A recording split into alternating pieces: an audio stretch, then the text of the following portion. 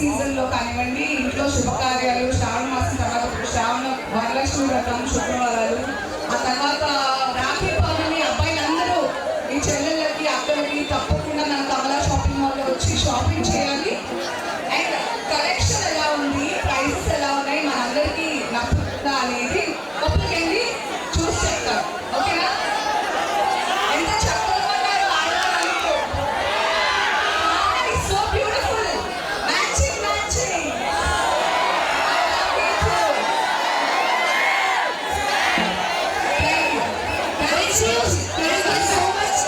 ఇంకా లోపల ఇనాగ్రేషన్ ఉంది కాబట్టి లోపల ఇనాగ్రేషన్ కంప్లీట్ చేసుకొని వస్తారు.